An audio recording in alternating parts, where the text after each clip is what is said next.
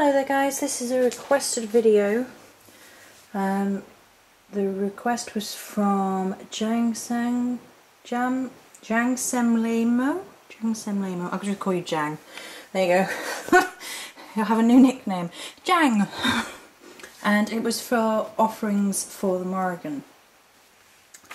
And so I thought we would do this video within the Morrigan's shrine altar space, because I can then visual stimuli a lot of the points that I'm going to make, and you get to look at something pretty. Yay! Right, so I've actually had this question a couple of times before, and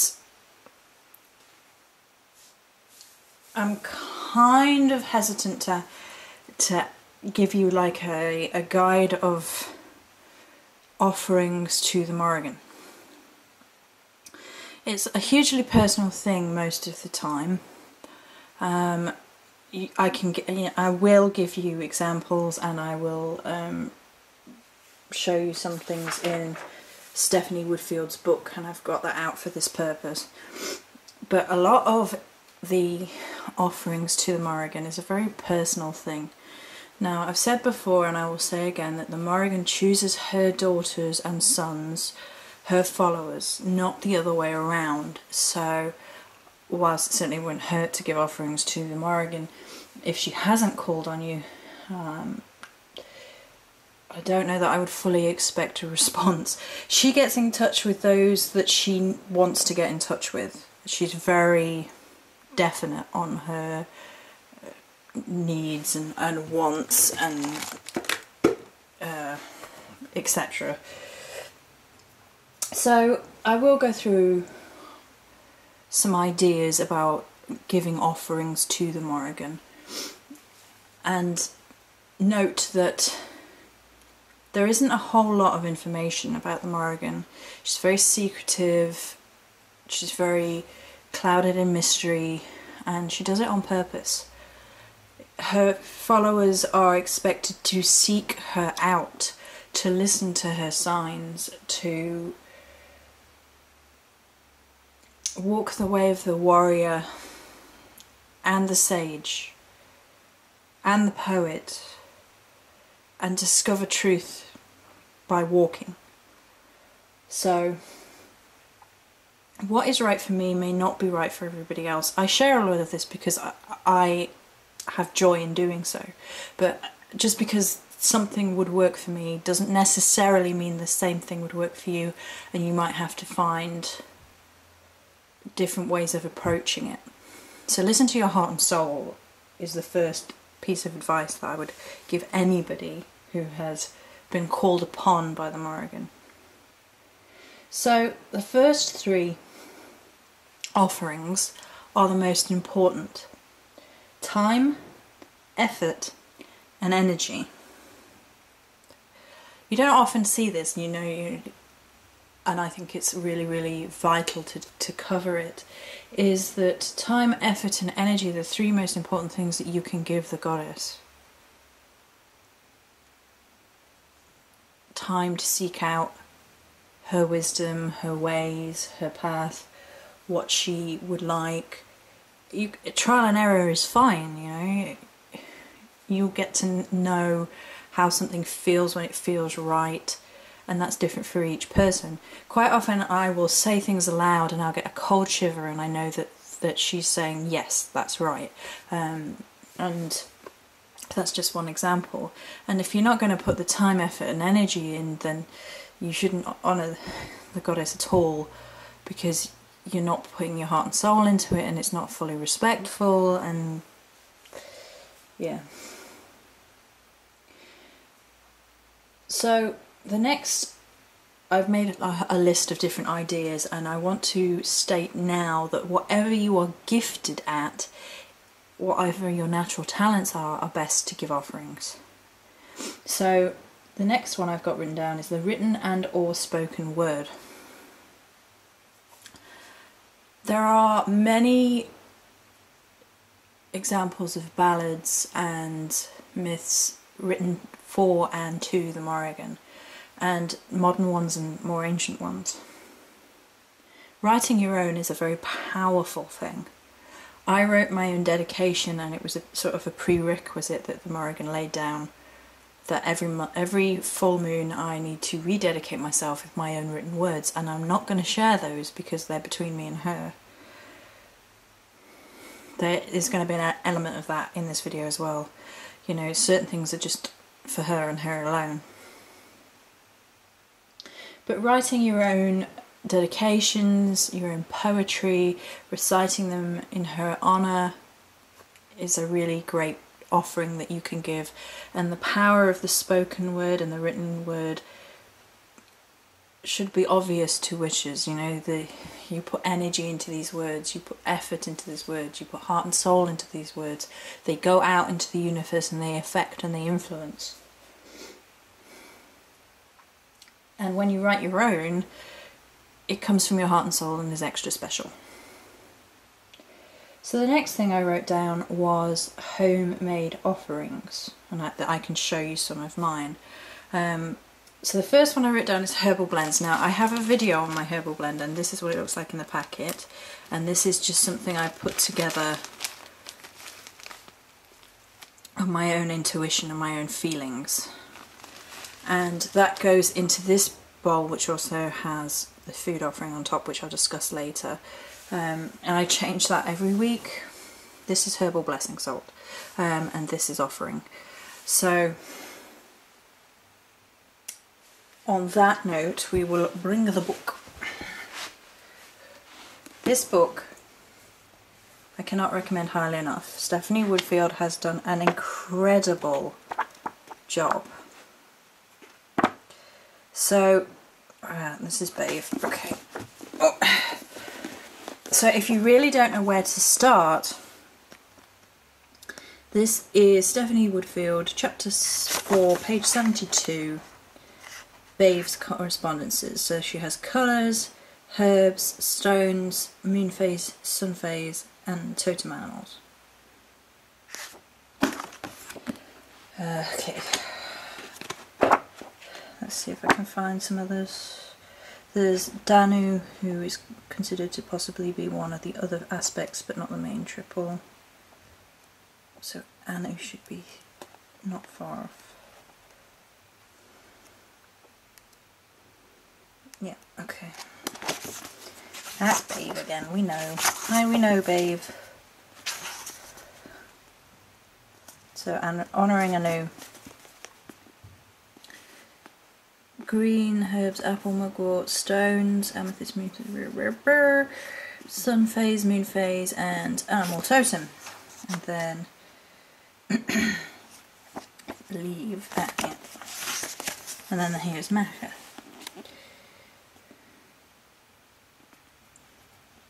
Colour, herbs, stones, moon phase. So if you're really lost, this book has the beginning correspondences within it. So you can, that's a good place to get started, and you can find that sort of thing on the internet as well. But if you haven't got that book and you're interested in the Morrigan, definitely go get it, because it's incredible. So then you can make your own incenses as well. Now, you don't have to make your own incense, you can use stick incenses in another way, and I'll grab a stick incense out and show you an idea. Okay, so this is Midnight Incense by Nagshampa, and it's one of my favourite Nagshampa incenses, and it works really well within the realm of the Morrigan. So I'm just going to light one. You can look at the altar in a second.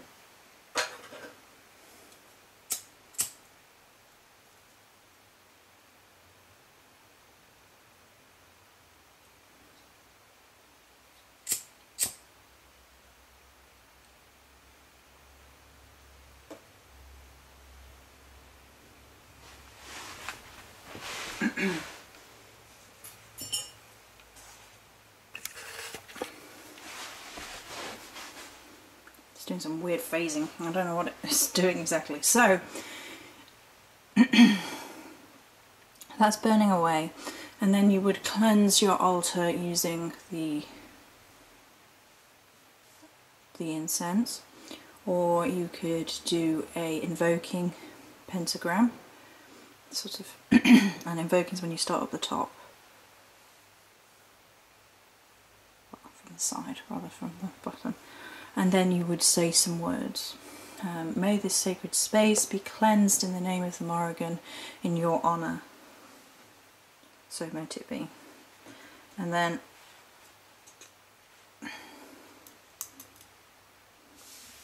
you can leave your stick incense burning in front of your altar. If you don't have an altar, I mean, you could just light sticks of incense because I'm fully aware that some people are not in the position where they can use homemade burnt on charcoal disc incense. So there is nothing wrong with using stick incense. You can make your own stick incense as well. But you don't have to. I mean, if you basically go with what you feel. The Midnight Incense by Nag Champa is one that I have always felt very connected to, and I think it's perfect for the Morrigan. Something about nighttime and the mysteries and that. So it's sort of got a sexy energy to it, which the Morrigan definitely has, as well as a darker strength energy, which she definitely has. And a beauty, which of course she has. Or you can make your own, very similar to the herbal blends, and again you can find the many recipes online, or you can go with your heart and soul and see what feels right for you at that time. And I would recommend doing that, and I would recommend looking up the correspondences. So what are you looking to do in your correspondences with Morrigan? Is it simply about offering?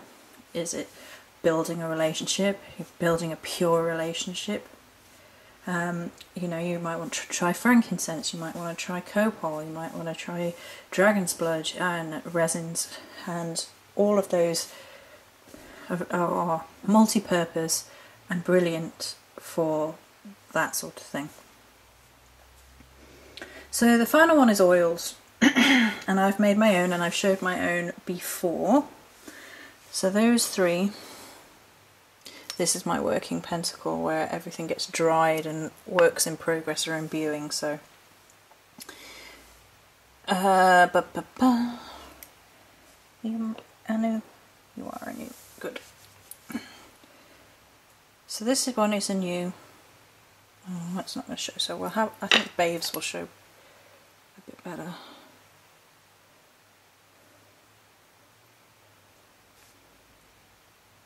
We'll talk about the candle in a minute, it's trying to hog the scene. So that has cornflower petals in it, vervain in it, I believe. Is it vervain in that? Was it vervain in ours?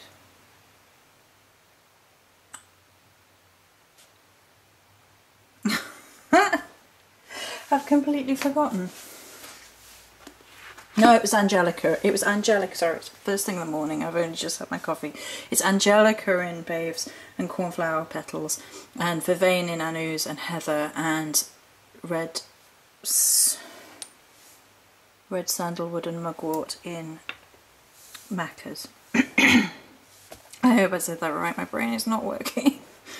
So those things that are in those oils are more, well, there's like one standard one. There is one that I feel was right for each. So the cornflower petals is something I feel is very right for Babe, just because I feel that that is right. So what I actually do with these is I coat these candles. Now, okay,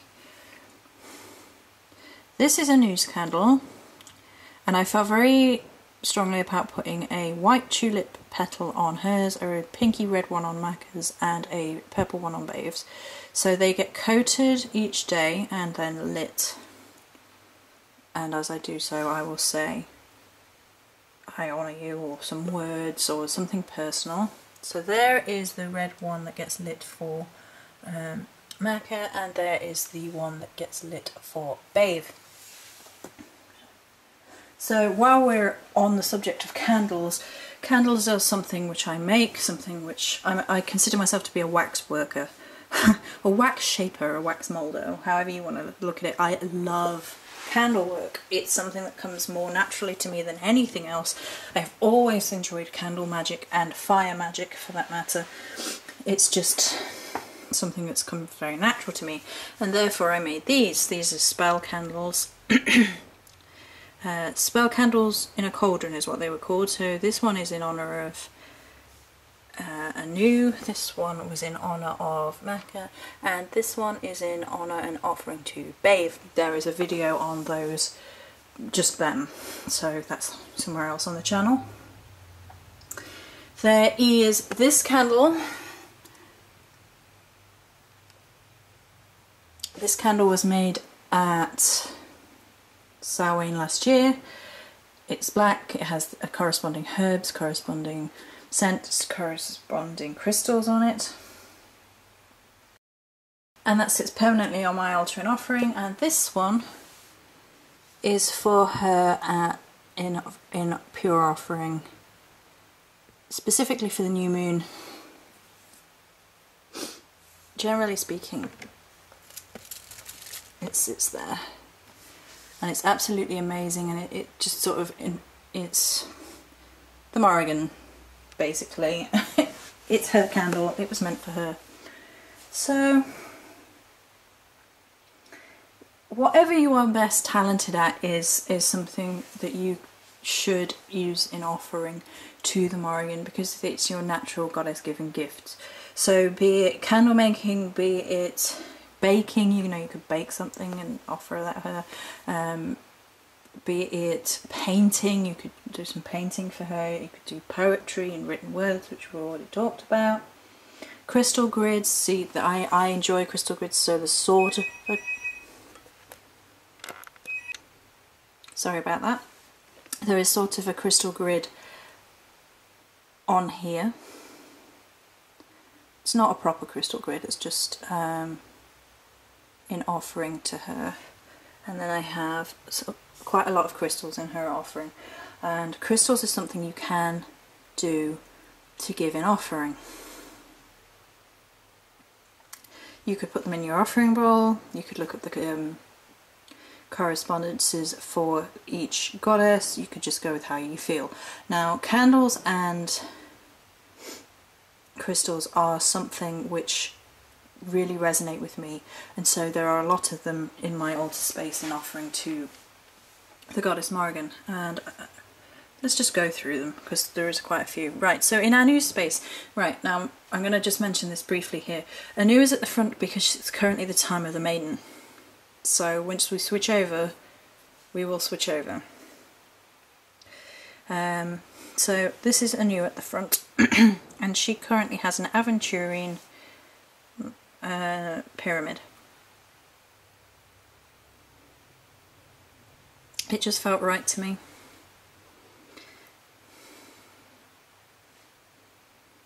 So that's sort of Anu's space there. Maka has a amethyst point, like a spearhead sort of thing, on her section, and Babe has a smoky quartz cluster.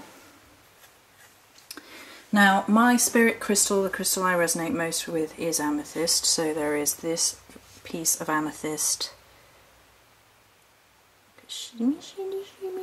at the feet of a statue that the wonderful Belladonna sent me. Statues are a good way of honouring and giving offering to the goddess as well, of course.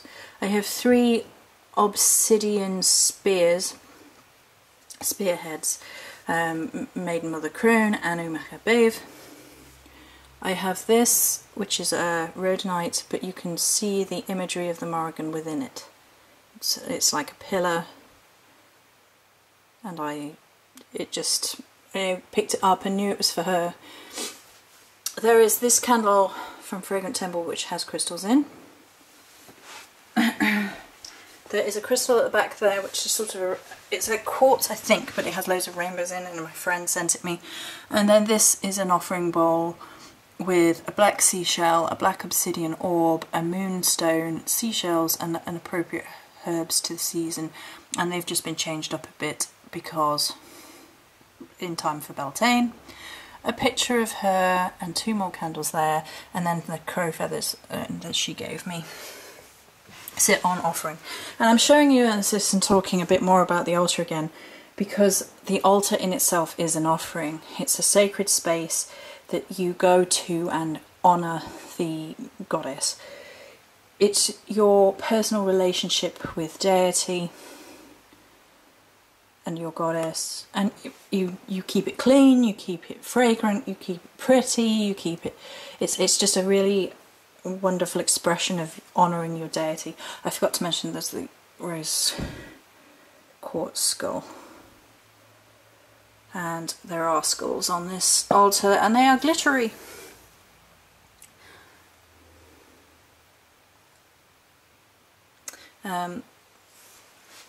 I was a bit apprehensive about using skulls originally, but I mean, one of her aspects is death, as we discussed the other day, and all my skulls are kind of look on the bright side of death.